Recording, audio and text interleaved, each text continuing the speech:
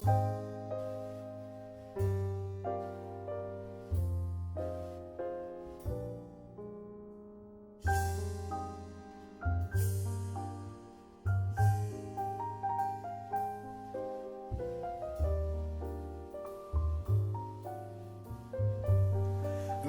सभी को, स्वागत है आप सभी का फिर से मेरे YouTube चैनल ओहरी कलाप्रभा पे।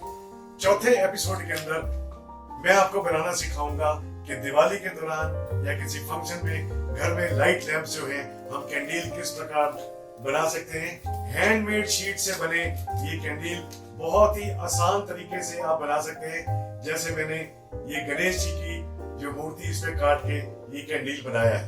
तो इस वीडियो के साथ जुड़े रहें और सीखें पूरा प्रोसेस इसे बनाने का। धन्यवाद।